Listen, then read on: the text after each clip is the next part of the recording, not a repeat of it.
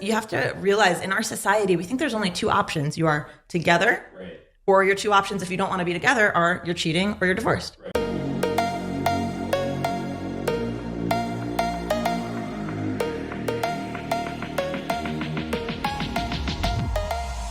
Welcome to the Mass Swingers podcast. I'm Brian. I'm Layla, and on this podcast, we are bringing real stories and experiences of non-monogamy. We wanted to highlight the fun side of unlearning monogamy and how liberating it can be. Or how awkward it can be, or ridiculous, but how it's always an adventure. All of our stories are real, all the guests that we have are real, but their names may not be. Regardless, there's a lot to laugh about and learn about here. We do talk about adult experiences for adult ears. So pro tip here, if you think it might be inappropriate for someone else, we do ask that you be mindful of how you choose to listen to us. And with that being said, let's hop in.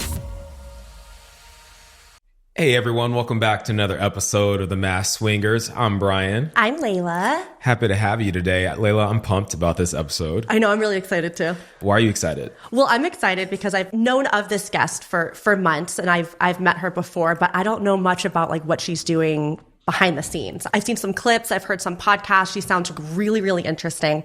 So I have a lot of questions. I hope you get to ask them. I will. I'm going to ask them. I'm fanboying.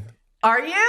Uh-huh. You love her? Yeah, I mean, I shot my shot one time. You told me he likes her. He's told me. I slid into her DMs on Candid and I shot my shot and she said, I thought you'd never ask. I was like, okay, great. So then I thought it was on. But then the next time we were at a party together, you had a cane and a boot on. So we're going to get into that for a second. So I'm like walking in, tonight's the night, play's going to happen.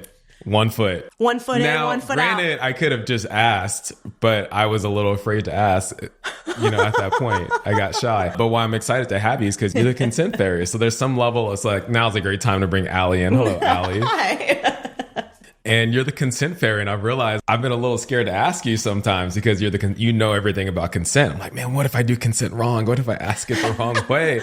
She holds all the keys to the doors, That's the beauty. It's a conversation we get to engage in. So the wrong thing is not curious about it. Also, I was wrong. Got it. So you failed. So you would have played in the boot? I mean, that was very ableist of you to assume that just Honestly. See, I'm already in trouble. Pause, stop the Hold the episode. consent fairy back. I got wings. Come on. Anyway, what should our listeners know about you before we hop in? Thank you so much. So I'm Allie Iseman. I am the consent fairy for a play party in Los Angeles known as The Play. I also have a company called Passport to Pleasure, which is where I offer courses, resources, coaching for couples that are looking to open up without blowing up. So I give them all the tools and the resources they need to explore healthy, consensual non-monogamy without, falling apart at the seams. Basically, I learned everything the hard way over the last 10-ish years so that my clients don't have to. Yeah. Wow. I could have used you 3 years ago. I could have used me when I started. That's why I started this. I think we could use you right now. There's not a lot of guidebooks on how to go into this lifestyle. I feel like it's kind of, although it's not a newer thing, it's kind of a newer thing. And then when my husband and I joined the lifestyle 3 years ago, we had no clue what to do. Yeah. So we're on apps or on Reddit, talking to other people who also have no idea what they're doing. Yeah. Where are you finding your clients, first of all? Are they just finding you online and then they just submit an email hey, help me? I guess is the short answer. Yes, I did launch. I've been doing this work for years now within the community on a referral basis. And so in January, I launched Passport to Pleasure as a public facing way of providing these resources to more people. So yes, I do the ads. I'm on, creating content on all the platforms at this point. And so people find out about me that way. I do wonderful podcasts like these to reach new viewers. I really want to reach people that are coming into this space or are newer in this space. I want to save you the time and the unnecessary heartache because you can totally do it on your own and learn everything the hard way and take a bunch of time and spend a bunch of money and hurt each other and yourselves. You can work with somebody who's done this before. It doesn't mean there's not going to be mistakes. That is a part of the process, but there are better and more worthwhile ones than others. If that makes sense. What are the most common mistakes that you see? This was a burning question we had coming in. And I'm glad you just framed that up, saying that you love focusing on people coming into the space, because that is where a lot of mistakes happen. What are the most common ones? I think using it as an escape or an avoidance of, something's not working, and so let's go elsewhere. And there are kind of parts of that answer. So yes, if there is something out of alignment in your relationship, opening up can actually add value, but not blindly. It doesn't mean don't work on the core issues and like get out there. It means understand really what's going on, what's mismatched here, and how is this going to add value? What do we need to do in the relationship, and what value can be added from, opening up to new people in the relationship as well. It's not a Band-Aid. It is a tool. So when people are coming in, say like they're married and like their marriage is on the fritz and they're like, hey, we don't want to get divorced. We're going to try something new. Obviously, they're coming in with intentions that like just perhaps it's just not the best idea. Like what you just said, if something's broken. It depends. Okay. I actually do specifically work with people who either are, concerned they're going to be acting out of integrity or cheating, or already are, have a history of that, or are considering divorce. Because you have to realize in our society, we think there's only two options. You are together. Right. Or your two options, if you don't want to be together, are you're cheating or you're divorced. Right. Mm-hmm. That's not the case. So if the core issue is just simply mismatched libidos or something, if it's a deeper, like we don't communicate, that's something that needs to be worked on, because you're just going to create more of that in more relationships. So it's making sure that core relationship is clear. And again, what specifically you're seeking from opening up your relationship, because divorce is not the only option. Cheating does not need to take place. I don't know anyone personally that actually wants to hurt the people that they care about. Right. No. So let's provide people all the tools and resources they need to actually build the relationship dynamic that works for them. Are you even coaching people on having the initial conversation? 100%. Sometimes I'm there for it, which I actually love. Like I'm like a third party mediator. What is that even? I mean, so they come to you and they say, I want to talk to my husband or wife or whatever about opening my relationship up. That's got to be a scary conversation. And I'm curious what tips you give them, because once you open up that can of worms, you can't them back in the can. Yeah, that doesn't go back in. Right. Yeah. So how do you coach them to the risk side of that? It's to that point. It's accepting you are doing something differently right now. So you're going to get a different result. But you need to commit to that and understand what that means, because what you've been doing isn't working for you. Uh-huh. You can keep doing that, but you're going to go one of these two ways. So you are taking a risk no matter what you're doing.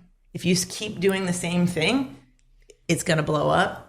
And if you do this, it could also blow up, or it could give you the best possible solution. It's like something's going to change. Yeah. Something about this relationship is going to change. Whether you want it to or not, something's going to shift. A big thing to note too is like I'll have people reach out, hey, I want to open up. Will you help me convince my partner? No. Oh, yeah. That is not what I do. That is not what we're going to do together. So they want you to handle the conversation for them almost? No. If they'll bring their partner in, but like I'm going to, coerce it. Like absolutely not. We're going to have a conversation so that both of you can express what your needs are, what's being met, what's not being met. Mm-hmm. And I can help you understand that there are other options. So much of the fear comes from, and the pain comes from what I call compound meanings in our society. So there's an assumption that things like, for example, love, sex, and commitment all mean the same thing. They're not. Those are three different ingredients you get to have in relationships. So getting people out of that dialogue of just because your partner wants to, is attracted to, wants to have sex with other people. This is not like, there's not 100, sex points, and like they're less attracted to you because they want to, or if they have feelings for someone else, they have to take love points away from you to give love point. That's not how it works. The only limited resource is time. So we do have to dial in how that's going to look. What are the calendar, balancing and all that. Uh-huh. But when it comes to love, sex, connection, all of that, that's abundant. So I work with couples who have an abundance mindset. So again, getting back to that conversation, we're opening up to add value here. That means you're both coming here. No one's getting convinced of anything. You're both here to learn about something new. Doesn't mean you have to open up tomorrow. Doesn't mean anything is going to necessarily change, other than you're going to have more information after talking to me. How many of them open up after the conversation? If you had to throw a number at it. Most who work with me. Well, yeah. There you go. I will say there has been some that I found very interesting. This is more rare, but there will be couples who think they want to open up. And generally it's, one of them bringing it to the table rather than both. And then they find out that actually all they needed was to be able to express it. They just needed their partner to know that. Huh. And it settled so much for them. Interesting. So it almost perhaps creates a fantasy. Yeah, and then they can lean into that together and play. And just really, I think deeper than that even is just being seen. We have so much shame around sex and love and everything else, and doing it the right way. And again, we're given no tools to even do it this right way that we're told it to be. And just knowing that they can reach that deeper level of intimacy of, hey, you can see all of me, even the bits I'm embarrassed about and I'm nervous about. I don't want to hurt you. I just want you to know me. Mm-hmm. And that level is I've just seen it happen a few times, and it's really, really beautiful. Would you say that most of your clients are polyamorous based or like just open, E&M, swingers? So if I have to kind of, I haven't done like a demographics poll. We love data. We love data. I love numbers too. I really, really do. My goal with people is building, again, a relationship structure that's going to serve them, that has the highest probability of longevity. I'm a nerd. Again, numbers. I want to bring down the divorce rate. It's that simple. It doesn't need to be like this. Helping them understand their hierarchy of exclusivity on the sexual and emotional side, so they can understand where they fall in the, diverse relationship dynamics that are available. Like, oh, if I have, a higher need for emotional exclusivity, but a lower need for sexual exclusivity, then an open relationship or, swinging might be more fun for me. Mm-hmm. Versus polyamory might be harder for me because that involves more emotional connections, things like that. Mm-hmm. Are you polyamorous? I think my ideal relationship structure would be polyadjacent. Oh, there's another one. All right, great. Because I was like, you're a swinger, you're open, or you're polyamorous. I would not classify myself as a swinger. I would say, and open isn't quite right either. I do work hierarchically. So I do, want primary partnership, and then having, what I call FWBs, friends with benefits. Yeah. But the F is real. They are actually friends. We have relationships. We add value to each other's lives. We grow together. There's time management involved in that. But we can go into more detail on structures if you'd like. But yes, generally speaking, I prefer to have a primary partner, at least one primary partner, and then, some other meaningful relationships. And I love exploring with my primary partner. For me, it's all adding value back into that core partnership. For me, everything is an expansion. You feel the same way? So my husband and I, we're polyamorous, and we are hierarchical. I can never say it. Whatever. You nailed it. Did I do it right? I don't know. Hierarchical. And because we have kids and we have a home and we have a life, and not to say that we'll be hierarchical forever, because we have both been in relationships before where we've considered, if we've been with them for a couple of years, of adding them into our family, right? And then like having them live with us. And like we can see something like that happening in the future. But for now, like, yes, I have primary partner, and then I have other relationships that like can turn romantic, but right now it's just like friendly. So I've been going on like dates, mostly with single men that are garbage people. It's been bad. Yes, okay. It's been I'd really be interested to know your vetting process. Okay. And like how you determine if someone's worth your time for a date. Great question. Okay, so I am on the app, so I'll be on like Bumble, Hinge, whatever. And because I got banned from Field, which is another story for another time. And so I'm on these other platforms. And I have in my profile, I'm polyamorous. I have a husband, very happy. Half the time the men assume that I'm not happy in my marriage. And so, a lot of the times they think that I just want to have sex, which I don't. So I try to make it incredibly clear to the men that I do connect with. I find them, I think they're attractive. And then the first thing I say is, hey, I just want to make sure you read my profile. That's the first thing I say, because a lot of the times the men don't read it. And they're like, yeah, I'm cool with it. Sometimes they have like a polite curiosity, which I love and appreciate. So I'll kind of explain my situation to them. And very rarely do I actually like make the next step and go on a date with them. And when I do, 99% of the time, they grope me the whole date. And I think it's because like they assume because I'm a swinger that I'm just down to fuck right away. And I'm not. I went on a date a couple weeks ago, and the guy literally lifted up my skirt. And then we were in the car, and he's like, let's get in the back seat. And I had to tell him no, like aggressively, like 3 times. And that kind of shit keeps happening, but I'm putting myself in that situation too. So I'm not vetting them right. So from a professional, like, do you have any suggestions for me that's kind of looking for other male partners? Like, I don't even know where to find other partners. Well, going elsewhere right now isn't going to be the answer, because we gotta tweak your process. Please help me, because I can't do this. It's kind of like poly. Like if you're having X issue in your relationship and your solution is to have more relationships, guess what issue you're going to have in those relationships? Yeah. Same thing. Right. Or different versions of the same thing. Yeah. So what I heard right out the gate from that is your way of making sure that they have read your profile is asking them if they've read your profile. Yes. Why would they say no? Well, maybe they would like go back. Maybe they'd be like, no. And then that's so sweet. Oh, I love that. You're like, you moron. No, fantasies are fun. Fantasies are healthy. This is great.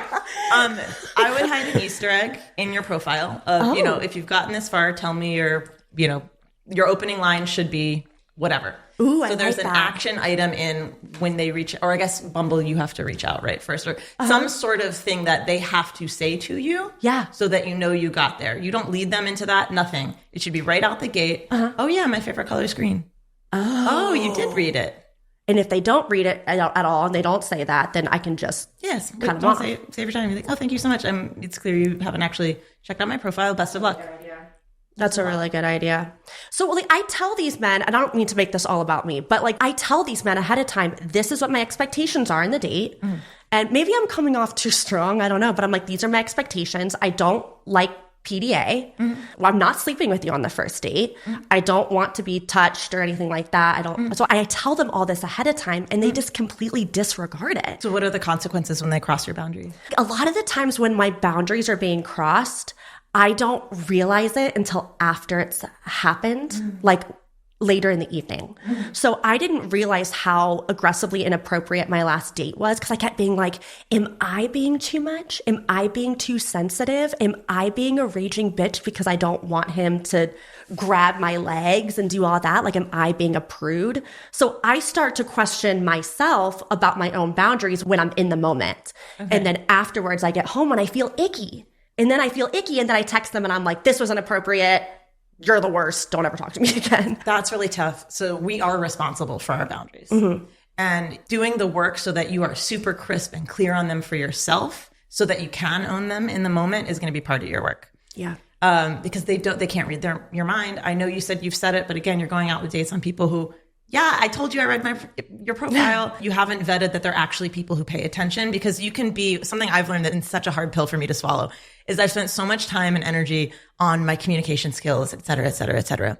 And I'm a great communicator, but am I an effective communicator? Because if the person I'm talking to can't repeat back to me the concept I'm sharing with them, then I can use all the fancy words in the world that I want. Yeah. But if they don't get it, I'm not effective. Yeah. So that's why like little tools like that, like hiding a little Easter egg like that in your profile, et cetera, is going to at least give you one level of vetting. Yeah. You can establish your boundaries, but then you need to establish them with yourself and understand that their boundaries within a relationship that's a safe container are meant to be pushed so that we grow. You're just meeting this person. That's not necessarily, the case. You can be super clear on, hey, I'm comfortable going to second base on this date. How about you? Where do you stand? Talk about you rather than what you want them to do, not do, et cetera. Right. This is what I'm okay with. This is what I'm not okay with. Where are you at? Yeah. Get them to drop in so they're talking about it. Viewpoint as well. And then be ready if a line is crossed like that, there has to be what's called self-governance. You have to create consequences, whether it's, okay, well, I was clear. I generally like to allow for at least one mistake because that mistakes happen. We're human. If the same mistake keeps happening, now we have a behavioral issue. That's a pattern. So there has to be self-governance for that. Okay, well, this date is now over. I'm going to pay for my half, and I'm going to go home. Yeah. Hope you have a great night. I've never done that. Simple. And I feel like it would feel really good to do that. I feel like I'd feel really uncomfortable because it's new. But practice helps. Yeah. No, it does sound really miserably uncomfortable, but I imagine it gets easier. Well, and remember, discomfort is okay. Uncomfortable is not unsafe. And if the cost of making sure that you're never unsafe is being slightly uncomfortable, good trade. Yeah. No, thank you for that. I'm totally going to do that. I mean, are you on dating profiles? Oh, a bunch. Okay, like, do you slid in my DMs? On Candid, yeah, right in there. Still waiting. She hopped on. I was like, there we go. Well, I haven't had a cane in a while, right? I will say I'm more turned on now than I was ever before. I want to go back to something you just said, though. I may butcher this, but it sounded like boundaries in a safe container are meant to be pushed so that we grow. Yes. Okay. Can you say more about that? We talk about boundaries like they're walls in our society. Like, this is it. And they're actually just the edges of our comfort zone. So if you stay within them always your whole life, you're never growing. And again, uncomfortable is not unsafe. Compound meanings. We've kind of conflated the two socially. Uncomfortable is okay. You're growing. So ideally, you're kind of slightly uncomfortable most of your life because that means you're trying new things. But you're doing so within a container that is safe, within relationships that are safe for you. It's kind of funny when I do my trainings, I often say I can't create a safe space. I can just create a space for you to be brave.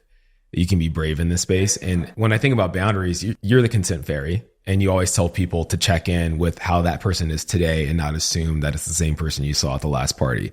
And you're right. Their boundaries may have moved further. They may have also retracted based off of experiences that they had. We did want to spend some time today, though, talking about boundaries versus agreements or expectations, because we do feel like that sometimes someone will say, hey, you broke a boundary of mine, but it was more so an expectation or agreement we had, not necessarily a boundary. Yeah. Would you want us to provide an example of what we mean by that? Yeah, I think a helpful distinction is agreements are between multiple parties. Boundary is something I'm responsible for within myself, communicating to you. Okay. She already knows. She doesn't need an example. She's teaching us. Say it again, more slowly. Boundaries are what? So boundaries are how I, contain myself in my comfort zone and where I know where to push if I want to grow. So I'm responsible for my boundaries. The difference between I'm comfortable wearing this outfit versus I'm comfortable with you wearing this outfit. That's not a boundary. That's controlling behavior. An agreement is, hey, when we go out together, I would like us to present this way. How do you feel about that? Is that helpful in that context? Then as a couple, let's say a couple has a stated boundary. Is it really that's a boundary for one of them and they've agreed to hold that? Or a boundary is me. A boundary is me. An agreement is I would feel more comfortable if you only did this, this, and this and didn't do that, that, and that. Are you in agreement with me on that? Okay. I can't tell you what to do. Being in relationship is an agreement. So then can I state boundaries as a we? Our boundary is we only, for example, if it's we an only agreement between the two of you. Then I can state it as a joint boundary. If you've come to that agreement, yes. Is that clear? To me, it is. Is it clear to you, Layla? Yeah, no, totally. That makes complete sense. In an effort of effective communication, what are you hearing me say? Yeah, no, I think that's I'm learning a lot already, but it's because like my boundary was I didn't, want to be touched on the date. And then an agreement would be perhaps my husband is on a date or I'm on a date and I have to be home by midnight. That's an agreement. Right? Because you discussed that and you came to that. When my husband and I first opened up, we had a long list in our notes app of what our boundaries were in regard to our relationship. And then we more recently changed the name from boundaries to this is a list of our agreements. Yeah. Because we realized that it was different. This might be helpful context. So part of the work I do, I have a 12-week program called the Limitless Love Formula. And it's I walk couples through my 4-phase expansive relationship model. And one of the big takeaways is I help them build what's called the relationship agreement. And there's 9 different sections, and one of them is boundaries. So boundaries are a part of the agreement or agreements that you create in relationship. They're not the agreement, the governing document. And it's not like, hey, what are our boundaries as a couple? It's more so, what are your boundaries? What are my boundaries? And let's discuss them. Yeah. And then we come to agreements that we can communicate to other people as our boundaries. Because something else, another tenet I coach through is if you're in a couple, you're already in a threesome. There's you, your partner, and there's the relationship. So the relationship does have its boundaries, but it's the relationship agreement. Are agreements meant to be pushed? Agreements are meant to be reassessed, reviewed, and renewed regularly because we are growing, we are changing. Ideally, we are pushing our boundaries so that we can grow. So the relationship agreement is a living, breathing document that, you review monthly, quarterly, what have you, so that you can and will adjust as your relationship. Do you and your wife have a list of agreements like what I talked about with my notes app? Or is it just kind of discussed here like willy-nilly? I wouldn't say that we have a written out list of it. Oddly enough, we have a list of people that we're concerned about and that we won't play with. Okay. And we have reasons why. And we'll discuss that and we'll say, hey, we're going to leave this person alone because XYZ is going on in their life or the drama, whatever the case may be. So we do have that level of agreement. I would say we have stated agreements, but I wouldn't say that it's on a list. I think it'd be valuable. Encourage you to. Yeah, lists are good. Lists are your friend. I think it would be valuable to put it on the list. And I think it would be valuable to every 3 months revisit it and see where we're at with that. Because I think sometimes that it changes. For example, with my wife, initially, when we first started dating, she was more open to me doing stuff without her than she is now. And I'm surprised by that because I thought it would have shifted as, we kept dating and we got engaged, then we got married. And what I've heard her say is, well, now there's a lot more to lose. First started dating and we were 3 or 4 months in and you wanted to go to that party by yourself. Like we can make an agreement of only do this or that. But today it feels a little different. So when we got to the point where I went to do the gangbang by myself, that was a lot of talking. Yeah. That took a lot of talking and listening, because even though she's more secure in the relationship, does that make sense? Like she feels like there is more to lose. So it's been interesting to see the agreements evolve over time. It makes sense that she has that you guys have that framework of there's more to lose. Right now, the only things you have concrete are what you want to avoid. So you're spending a lot of time looking, talking, thinking about what you don't want. Where's all the energy for what you do? You're focused on the, negative, basically, rather than spending more time, ideally, on what you do want to create. What are the value systems that you have together? What are you building? Because there's more to lose. There's also more to gain. There's more to grow. There's more to expand into. There's more gifts for each other. I agree. But you don't have a structure around that. It's going to make it harder to see, if not impossible. I agree with you. Maybe you and your wife should meet with 100%. Allie. Huh? Said maybe you and your wife should meet with Allie. I am taking new clients right now. Done and done. Putting me on the spot. I like your framing about, hey, what do you really want to experience? And I think us having a conversation about, hey, here's some things I want to try. What are some things that you want to try? I often find that I'm encouraging her to try things that she's mentioned before, but there's a hesitation because she expects there to be like a quid pro quo at the end of it, right? So, for example, she's never had a one-on-one experience with a woman before. And it's something that she's wanted. And so I've been encouraged, especially if I leave town on a business trip, I'm gone anyway. I'm like, hey, why don't you go try that? But underlying my request or that opportunity, she's concerned that then I'll ask later for something. It's not actually what I'm focused on. I just really want her to go have this experience while I'm gone. And then she doesn't have to be alone the whole time while I'm away. And so something like that, or those are the types of things we're trying to work through right now. Maybe if she had a better idea of what my clear, you didn't say hopes. What did you say? Like the positive side of what I want to accomplish, right? What I'm looking. What you want to build, the gifts you want to add to each other. Yeah. Maybe that might help. So then she could see what the list is and be like, oh, it's not even that bad. Well, and there's also a component. I'm hearing a lot of her and you, and there's a lot of tit for tat language going on right now. Well, if I this, then you that. Because you have no agreements. Again, you only have a list of no thank you. I'm not hearing any actual agreements, structures. So neither of you knows what the fuck's going to happen. Can we curse on here? Oh, yeah. Yeah. Okay, Oh, yeah. You can I just curse. censored myself. Yeah. I'm like, what the No, you can't. But like, that's a lot scarier than it needs to be. If you had a concrete structure, doesn't mean it's going to be this forever all the time. You may shift slightly as you grow, but create a container that makes both of you feel safe in being slightly uncomfortable. Doesn't have to be 0 to 60 right away. You gotta meet each other where you are, but be willing to be slightly uncomfortable with each other. And if you don't have a safe container, erected around that. God, I love that word. Erected. I lost my train of thought. Unerected. If we don't have a safe container, that gives you the container within which you both feel comfortable, because you know what the thing is. The follow up is going to be. She doesn't have to worry if. You've talked about it. It's there on paper. You have a negotiation strategy. You have all of it. So for couples that don't want to, or aren't ready or whatever it is for my full 12-week process, I do have a mini course, so you can have a taster, and you still do get to have a template for the relationship agreement. And I have starters in each section just to get the conversation started, because it seems nerdy, and I'm a nerd. I'm a non-monogamy nerd, to be precise. But it gives you so much freedom. Another misconception about boundaries are again, walls, right? Restriction. Boundaries are what give us the freedom. When you have that document, when you have that crisp clarity, it just this weight dissipates, because it's clear. You know exactly, the container you're in. You know if you do this, that's what's going to happen here. It's like BDSM structures. The sub knows exactly what's going to happen if they do or do not do this. I like boundaries. We went to a party once in Vegas, remember? Mm-hmm. And we both had boundaries that day, and we had a blast. We were able to move freely because we knew what our limits were for that night, not forever. Right. Yeah. Right. We knew we weren't going to play with each other. I don't think you were playing at all. And so we just went around, made friends, had some drinks. It was easy. And then when people came over, we knew we weren't going to play. There was a certainty to us, which allowed us to play and or have fun, have a blast. So I align with what you're saying. Yeah. And then you get the juicy of debriefing afterwards, and you're like, how was that for you? How was that for you? What do you want to try next time? What worked for you? What didn't work for you? Right. And you nerd out. No, those are my favorite after play parties. My husband and I being okay, who do you play with? What did you like? What didn't you like? What is there anything we need to adjust on our list?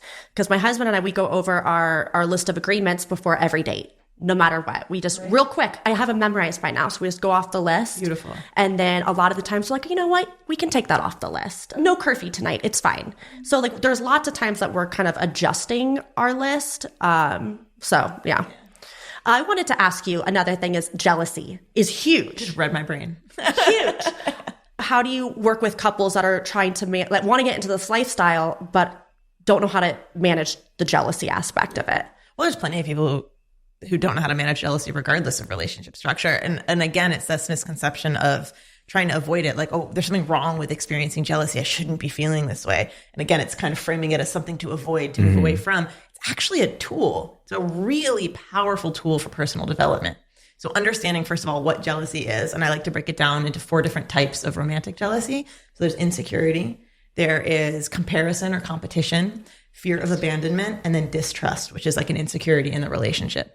So once you can identify, okay, like which ones am I experiencing? Most of us experience all of them at one point or another. Okay, is this something I just need to work on for myself? Is this like a me thing? And let me do whatever my self-development practices are around that, therapy, etc.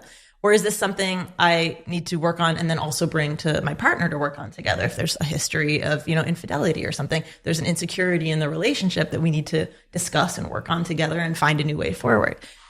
Going through that process turns it again into that tool rather than something to be reactive about. There's nothing inherently wrong with feeling jealousy. It's about how you work with it or not. Mm-hmm. Yeah. I mean, do you experience jealousy when your wife is like out and about? Okay. I'm going to back out a bit. I think we all experience jealousy, and I've been having a practice recently of admitting when I'm jealous. And with anything in my life, I learned it because nothing to do with the play space. I was watching this, Shaquille O'Neal was on a podcast, and he was talking about the contracts that new NBA players are getting. And he was saying, I'm jealous. And like Shaquille O'Neal is one of the most, it's Shaq. He's one of the most successful people on the planet, and he has plenty of money. But seeing him admit that he was jealous over and over again, I was like, man, there's probably some growth in there for me if I try that on too. Mm-hmm. And so I'll just own it. So yeah, there's stuff in my relationship sometimes I might feel jealous about, or if I saw a video on Instagram last night of some chick deadlifting like 315 pounds, and I was like, I'm kind of jealous. So then I went and deadlifted yesterday, and that's why my back's hurting today, right? But it was the jealousy that got it. So I don't think, like you said, I don't think jealousy is wrong. I don't think I get jealous with my partner when it comes to play parties. We've talked about this before. I get concerned about when she stated a boundary and then she didn't hold the boundary. That's more so what bugs me, because it puts me into protector mode, and I don't like going into that mode in play spaces. That's something really, really important for you both to discuss. Yeah, I know you've told me that before, and that's, something that should be discussed. There's something bigger going on there. Yeah. And I think it's just to your point, like dealing with it, of noticing it, being able to call it out, own it. You create a relationship with it, letting it rule you. Now you're working together. Right. And a big misconception too is like, opening up is going to end your relationship, or jealousy is going to end your relationship. Mm-hmm. No, opening up brings a bunch of stuff to the surface that was already there. Not dealing with it. Right. We'll do that. Not dealing with jealousy or learning how to, we'll do that. Mm-hmm. But using it as a tool, actually leaning in, working in the discomfort of this stuff is what makes your relationship fucking bulletproof. So is your vision for the world just zero divorce? No, that wouldn't be fair, because there are situations people do need to get out of legally, financially, et cetera. But it doesn't need to be anywhere near it. As we don't have relationship skills as just like a part of our just regular everyday. We're just supposed to know how to do that because we had parents maybe. I don't know where that is. Bananas to me. And then we're given this fantasy of like, Disney movies and, fairy tales and all that. And I always like to say, you have to remember the Disney movies, the fairy tales end at the beginning of the relationship. They're not actually teaching us anything about how to relate. So my work is what happens after the movie. I want people to learn how to communicate, how to be uncomfortable together, how to explore, how to grow, how to create a container that, again, is bulletproof, because there's so much growth we can do on our own. There is a lot that is really only possible when we're relating. And I don't want to be misheard that I'm saying, relationship anarchy or, solo poly. We're always in relationship. But if we're not actively learning skills, how to do so, we're not actually growing. We're not learning how to create those relationships in a sustainable way that is adding value to each other's lives. I want to ask a question about around consent and boundaries and things like that. But when someone comes from a different culture, or even a different language, right? So often in this space, we are meeting people, maybe they're from Colombia, they speak Spanish, and I've stated a boundary, but I don't really know if they got it or not. Or maybe they've gone to more LGBTQ parties and they have a different culture around consent than the heterosexual parties do. I'm curious what kind of guidance you give around handling, conversations around boundaries when people are coming from such a different space. Radical honesty and curiosity. I'm new here. I don't know the terminology. Can you help me out? I think this means that. Is that where we're at? Or what I heard you say is this, and that means this to me. Am I clear? And vice versa. So you express a boundary, kind of what we were talking about earlier, effective communication. You express a boundary. What did you hear me say? And that's, again, why I also leave room for a mistake. Because I've had experiences, again, I think I'm communicating clearly. Boundaries class go, hey, so when I said this earlier, it meant this, and that just happened. What did you hear me say? Okay, so what just happened is what I don't want. Can we make sure that doesn't happen again? Great. Let's move forward. Doesn't have to be bigger than that. Doesn't have to shut everything down. Just, hey, remember that thing?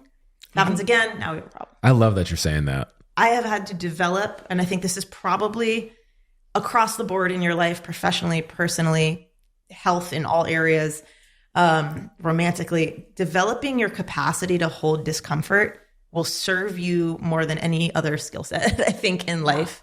Because life is mostly uncomfortable. But that's not a negative thing. Yeah, I just also like the room for some people to make mistakes. But it sounds like the onus is on the person. The mistake happened and I'm calling it out, but it's on me to give that person some leeway. Sometimes, especially in the space, like, hey, this person touched me, they're an asshole. Or it'll turn into this narrative. And then once a narrative happens, it just balloons into something that it wasn't. And there's not a benefit of the doubt given, or there's more benefit of the doubt given to women than men often in these spaces. I found that. So what I'm saying, I love you.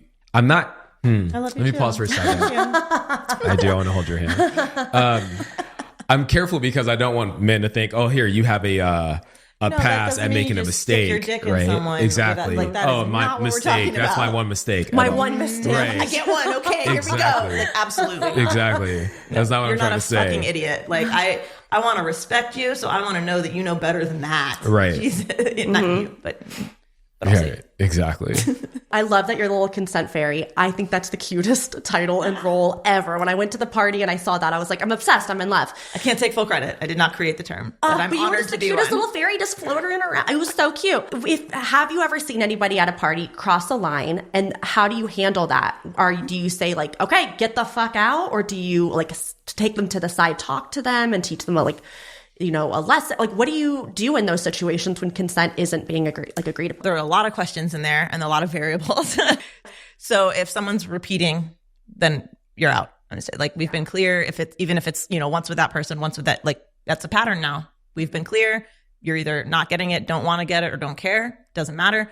Doesn't mean you're kicked out of the community necessarily right now, but you're no longer invited tonight. We're going to have a conversation after the event. We're going to go through what happened. We're going to come up with, what is the reparation process, and depending on, what the indiscretion is, basically. But there's a lot of variables and considerations. But again, if it's, someone, touched someone and they had been asked not to, if that person is bringing it forward, they're not comfortable for whatever reason, it would involve a conversation with the person reporting it. Be like, okay, what are those boundaries? What are you comfortable with tonight? How do we create a container together that works for you? Would you just like to make sure we have big enough spaces that they don't have to interact again that night? But if it's not a pattern, either with the same person or, multiple people, it's a mistake. And I know I'm going to get so much hate for this in some places. We fucking have to, and I'm using a curse word very specifically so you're paying attention. We fucking have to make room for mistakes in our society. Again, not the obvious, like, oh, great, it's a free-for-all, I get one. No. But of like, oh, shit, I'm really attracted to you and I totally touched you and I know you said you didn't and I'm so sorry. We're human beings. This is how we learn. Within reason, we need to be able to make mistakes. Yes. Yes. No, that reminds me of a time I was at a party and blowing someone, and this guy came up from behind and he started like rubbing my back and like touching me. And I turned around and I was like, oh, you didn't ask permission. And he goes, what? I was like, you have to ask if you can touch me. And he's like, I'm so sorry. This is my first play party. I'm here with my wife. We've never gotten the consent talk before. Like, I'm really sorry to hear that party didn't have any kind of... Yeah, there's types of parties. That's concerning. That don't have... Different conversation. That don't have consent talks, that are kind of like house parties that people throw. And they still need to have responsibility. Absolutely. Absolutely. But it was an opportunity. It was interesting because it's almost like I knew that it wasn't malicious, because there's been other times where people touch me and I'm like, back the fuck off me, and then there's other times where I'm like, I sense that this is your first party. Like, I sense that was actually a mistake.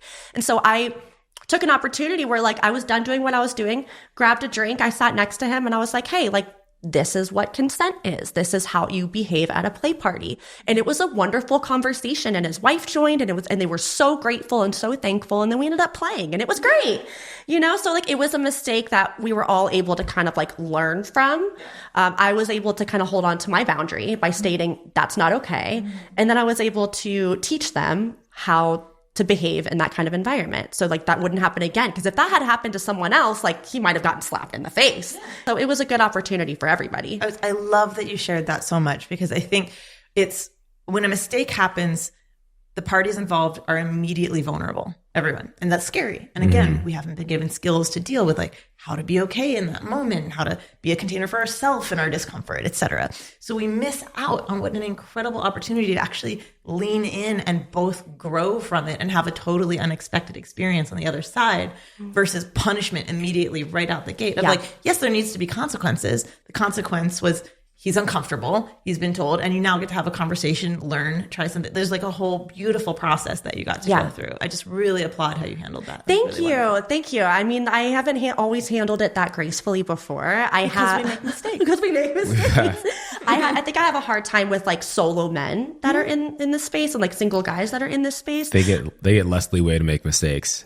I think culturally we give them less leeway. Well, don't you think we kind of should give them less leeway, or no? See, I think you disagree with my opinion on it. This is a hot topic because I always disagree. Yeah, with we this. disagree on this. I think that I would get a benefit of the doubt versus a single version of me because I'm married, or because I have relationships with a lot of women in the space now. So I might get a pass, or something like he probably didn't mean that, or maybe he was under the influence, or also like it's different how someone touches too. Like if I'm like, hey, Allie, like trying to get your attention versus me grabbing you or something like that. I think how we do things matter, but solo guys are on eggshells. I think they should be. I and see, and this is where we go. But then solo women aren't on eggshells.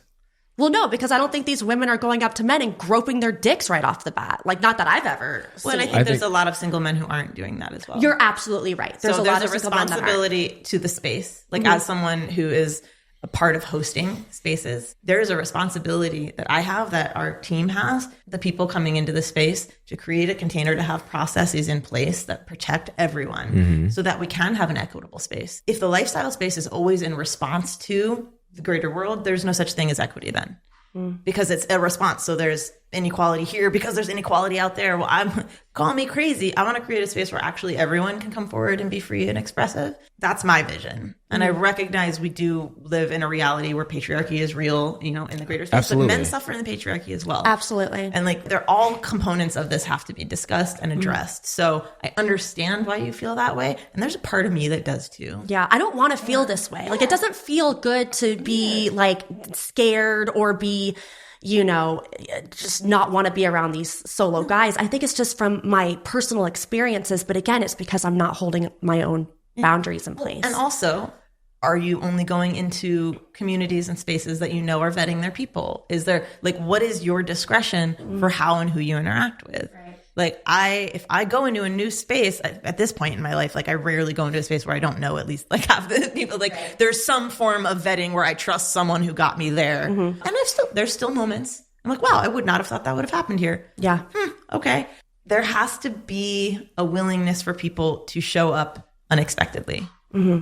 Because if you've decided who someone is and what they're going to do based on some, arbitrary demographic information, Yeah, it's not Well, fair. isn't that what we're working against No, you're right. across the board? And I think that's what I'm always trying to challenge. Like, just because they're a solo guy doesn't mean that there is an elevated risk with them. Just because I have a tight, short dress on doesn't mean I'm ready to go. Just because you're a swinger doesn't mean you're ready to go on a first date. Yeah. Right. You're not. Yeah, Layla. You're not. Settle down. Yeah. But like, it's uncomfortable. Yeah. It's uncomfortable to talk about these like gray areas, but most of it's gray. Yeah.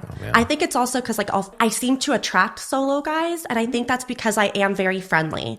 So I'll see someone that's sitting by themselves and I like to sit down next to them and be like, hey, what's your name? Like, how do you hear about the party? Like, I'm just very friendly and and they'll be like, okay, like with no intention to play sometimes. Like half the time I go to these parties, I just socialize. And so I'll sit next to them. I'll be like, okay, like I'll see you around. Have a great night. And then they'll like follow me around the party. And instead of saying like, listen, I appreciated our talk. I'm going to kind of do my own thing. Instead, I'm just going from room to room and they're following me and I'm just getting more and more mad.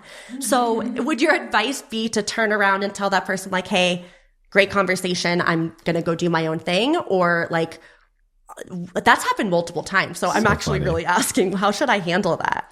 So my first advice would be to take better care of yourself. Yeah. So you have a boundary. Yeah. Express it. That's you taking care of yourself. Yeah. And inadvertently taking care of them, because I'm willing to bet my house they don't want to make you uncomfortable. For sure. Yeah. But they have no idea what's going on in your head. Right. Because let's make up stories. They don't usually get attention. Now they do. Oh my God, that must mean, think of all the movies we grew up watching that we still are seeing over and over again. If she talks to me, she's interested. I got a shot. Right. Maybe. But he doesn't know, how to ask. He does, all these other things. So I'm not asking you to take responsibility for him and his experience. I'm asking you to take responsibility for your boundaries and say, hey, I really enjoyed connecting with you. Exactly what you said. Mm-hmm. I'm going to now go into the party now, and our connection time is now complete. And I hope you have a wonderful evening. Oh my gosh. Or even like, hey, if I want to, I may come find you later to put yourself only in if it. you're actually interested in that. You do not need to take care of anyone else's emotional experience. But I do acknowledge you because you do make a lot of solo guys feel safe at parties. And those guys who are probably overwhelmed or anxious are like, where did I feel safe with that person? Yeah, and that's why they're drawn to right. And I love newbies in the space. Yeah. I'm very attracted to newbies, not just, like physically, but because I was them 3 years ago, and it just seems like it was just yesterday. So to go to someone that's new, I'm like, how are you feeling? Are you excited? Are you nervous? What do you want to try? So I love doing that, but I'll come off maybe as too flirtatious or too, I don't know. But you're right. I do need to hold my boundaries better. Before going into parties, I need to go back into that mindset of like, what are my boundaries tonight? How am I going to articulate that? And how am I going to keep myself physically and like my heart safe tonight? Ooh. So I need to do more of that. We talk about DIBs, right? Desires, attentions, boundaries as something to talk about with your partner. Whether you're partnered or not, you should be talking about them even with you. Mm-hmm. Reminding yourself, again, you guys are so lovely. You and your husband, like going through those, before each date and before each party. For yourself too, though. Yeah. Really check in. Totally. We can obviously talk forever on all this stuff. Okay. But this is we do get to wrap up today. I'm taking a lot from this. Time already? I know, has it been an hour already? I'm so mad. I'm going to flip this chair. It has. Yeah. Dang. I feel like we have so much to learn. We'll have to bring you back on. Twist my arm, see what happens. Yeah. We do. And I want to. with a good time. I'm going to text you every day. Like, how do I say this? How do I? Yeah. And I get to build a list with my partner and come back and say, hey, here's what we built. And here's how our relationship has evolved since then. Mm-hmm. So thank you for supporting us and supporting all the listeners today. Also. Oh, I did want to mention one thing too before we wrap up. What's that? Just like on your boundaries and like understanding on play parties, because I was like you for quite some time. Like, I love newbies. It's a kink for me. Like, come on in. I'll be your friend. Like, loved it. And then it got to a point where I was realizing I wasn't growing. I'm having the same experiences over and over. Interesting. So that's why I literally just launched this. That's why I kind of want to share it. So I created an offering as like a play party concierge. Like I can get a couple ready, and like everything you need will have all the conversations you need to have that you knew and you didn't know, down to picking your outfit out, down to like etiquette within the space, all of that. Cause I was like, how can I still do the thing that I love, but take care of myself and like have the boundaries I need in the process? I was like, oh, create a container for it. Wow. So I just launched that. That's probably so fun. I love it. How can people find you? Passport, 2pleasure.com on all of the platforms. Ali Iseman on Instagram as well. But Passport to Pleasure. There we go. There it is. On all the things. We will add that in the show notes too. Awesome. All right. Love you. Loved having you. Thank you so much for coming. Seriously, this was a really good conversation. I needed to hear a lot of this. So this was really nice. I appreciate it. Can I give your listeners a free thing? Go for it. Are you down with that? Yeah. Like, do you like gifts? Go Is that a for love it. language? I think they love gifts. Okay. I love giving gifts. Okay. So if you're curious about whether your relationship is ready to open up, if the math adds up for you to open up, I created a worksheet called the relationship ratio that walks you through an exercise that shows you if you're in a space that's ready to start exploring this journey. So it's just passporttopleasure.com/ratio. You can get your free little tool. I want to take it too. It better say I'm ready. I know we're already in 3 years, but let's see if we're ready. I know. Let's see. Thank you, Allie. You've been great. Thank you so much for having me. That's it for today, right, Layla? Yeah, I think we're good. This was wonderful. We have homework to do. I know we do. I got to get to work. We can be accountability buddies. Accountability buddies. Let's say Let's do within it. a week. Okay. Yeah, let's do it. Still? Okay. Sounds good. That's it, everybody. Until next time, try someone or try something new. Ooh.